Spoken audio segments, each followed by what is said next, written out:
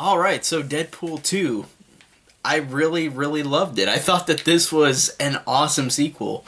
In terms of the X-Men movies, I'd say this is up there. It's not like my favorite X-Men movie. I think the first Deadpool, I think I like more than this. Not to say that this is a bad movie or even a terrible movie. It's just one that, to me, I really, really enjoyed. I just think that the first one is tops for me in terms of the Deadpool, these two movies. But this is still a really great movie that really gives off, from the first one, this really gives off such a unique and fun time like the first one was, except the only issue I think with this movie is that it's been done already. In terms of the jokes, they do follow up with jokes that have been done from the first one, but kind of elaborate more on them, which I thought was a cool addition. I thought that was cool that they used these jokes from the first one, but did them in a different way in this movie, for the most part. And I think that all the new characters are awesome. I think that the way they introduced and incorporated Cable into this movie was great, because Josh Brolin is a great actor, and I love how we have two Marvel movies literally simultaneously almost being released at the same time with Avengers Infinity War. I love the fact that we've got two Josh Brolin Marvel movies, and he's fantastic in both. And the thing I love too about this character is he's different than what the trailer implies, which I'm not going to spoil anything about the movie, but in the trailer it really makes it seem different with how he's perceived. And I really loved how they actually kind of did a 180 in this movie with this character. Like, he didn't, like, he was a villain, but he had a different villain arc to him, and I really liked that. I really liked that this character was a kind of a breath of fresh air for this type of movie. I think that it was cool showing that, and I really liked all the new side characters. Domino was a really fun character. I liked her a lot. She had a fun, spunky personality, and I liked that kid from Hunt for the Wilder People. He was really good too. This kid who has only been in a couple movies, he's great in this movie. And I think that all the performances are really great. I think that the humor is really great. The jokes, I feel like the jokes are, like, the movie itself I think is a tad bit under the first one, not by much, but I feel like the first one, like I said, is one of the top X-Men movies for me. In this one, it's still a great Marvel sequel, but it's just one that to me has been done already. But despite that, it still has such great performances and such great humor to it, even if it's been played like from the first one again, in a way. But overall, I think that this movie just does a great job of being a sequel that tries to be very close to the first one, but to me follows a good path of being the same but different, because they do a lot of things in this movie that I didn't expect, and the trailers did a good job of hiding it away from us. That was a good use of marketing, because the marketing honestly made the movie look kind of bland in terms of the plot, but the movie itself did a good job of making it seem different than what the trailer implied. And I really like when a trailer can do that, because usually trailers spoil the whole movie, but this one did a great job of changing it.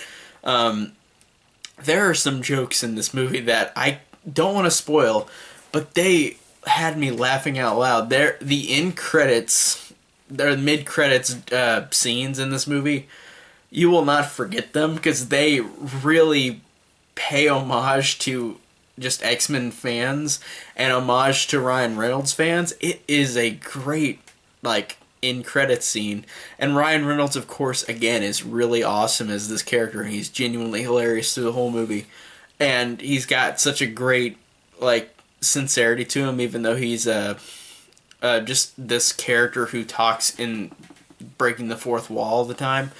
But I like that. And I also noticed that this movie did an interesting thing the first one didn't do, in which the Deadpool now in this movie mentions or references things from the Marvel Cinematic Universe or from the DC Universe or the movie Green Lantern. Like, they're mentioned by name. That's really interesting that maybe they agreed, maybe they all three agreed, Warner Brothers, Disney, and Fox, to incorporate those names into it. But I just thought that was really funny that, like, they make it seem like, even though they're not connected in the same universe, that's cool that Marvel is, like, they mention, like, like there's a joke where Deadpool literally calls out Cable and calls him Thanos, since he's the same actor from Infinity War as Thanos. That was a joke I didn't expect coming, and there are a lot of jokes that mention Marvel characters and DC. They mention DC a lot, and I think that that's funny, just that they connect all these superhero things together. And I didn't expect them to do that because it's usually not how it works. They usually keep them domain and keep them separate, and I like that they did that with these jokes in this movie. And it's hard not to, like, there's not much of a plot, and but I don't want to spoil what there is, because there are some cool welcome surprises in the movie that genuinely surprised me. That mid-credits scene was fantastic, and I think that whenever you see that, you will understand what I mean. It just blew me away. I was like, wow, this is such a, like, it's such a great payoff. Without spoiling it, it's a great payoff for this character. I really, really enjoyed it, and I love the fact that they Deadpool lampoons all these things. Like, he talks about the movie Logan and how he references that a lot in funny ways. There's a lot of references to that in this movie, and the way that he jokes around with how the X-Men are, and I really just liked all the returning characters too. They all did a good job of bringing them all back. But Ryan Reynolds, of course, is top character.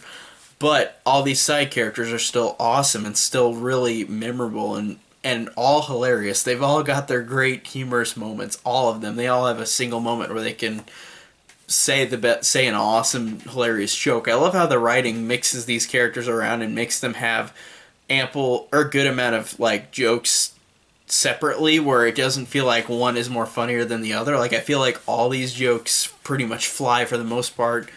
And I just thought that this was a really, really solid superhero sequel. And it's one that I think, with Deadpool, which is a simplistic movie anyways, the first one, it makes sense that this one did a good job of being a good sequel. And it's not even directed by the same person, which I thought was funny. I didn't expect that. I didn't realize that. And this felt like it was so close to the other one.